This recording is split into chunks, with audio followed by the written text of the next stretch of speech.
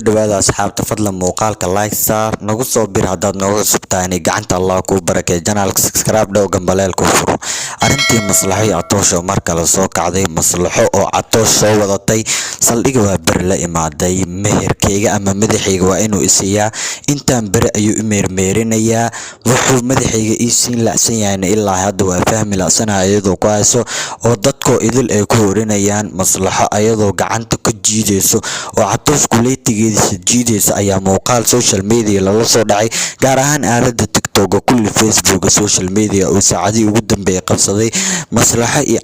Atoosh oo la jiiday in saldhiga waa ber la dhexgeeyay oo la xiray maadaama madaxeeda ay baryahan oo dhan ay sii ku eedeysay asigana uu iska dabaalinayay markii dambe ay cadeysay in ay maslaxa geesiyad tahay ay Atoosh gacantana ku soo dhigtay dad badan ay la yaabeen marka Atoosh oo la jiidayo ay dadka muuqaalka duubaya maslaxo ay ku hayaan ya Atoosh oo la jiidayo oo saldhiga waa ber dalaq la siinayo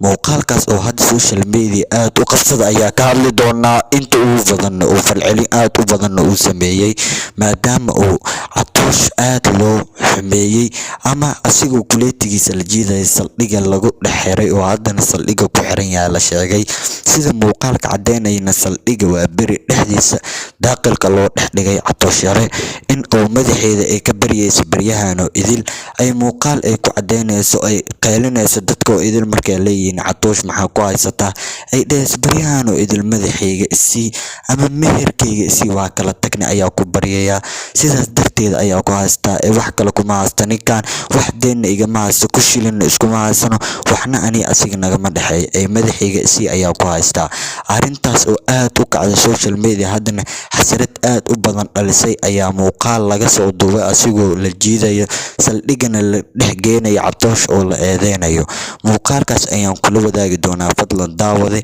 wixii fikirkaaga commentiga noo wadaag fadlan ma ogolaan lahayd xaaska su'aal ayaan weydiinayaa asxaabta ma ogolaan lahayd xaaskaaga aad kala tagteen in ay adigoo nirag ah ay kuleetiga ka jiido ayadoo saldhiga ku dhexgeenayso maslaxo ilaan score waali ayay sameysay score aan caadi ahayn ayay maanta sameysay scorekaasna waa score weyn scorekaas score wada cusub ayay dumarku u furtay maslaxo ee xaqooda ku dhacsan karaan ayaan oran karnaa fadlan muuqaalka aan kula wadaago nagu soo bir sharaf ayaa leedahay asxaabta waxaan rajeynaynaa inaan hor u socono channelkan subscribe noo dhaano gambaleelka u furtiin muuqaalkan like talaacdo wixii fikirkiina su'aasha way taagan tahay commentiga noo wadaaga soo dhawaada asxaabay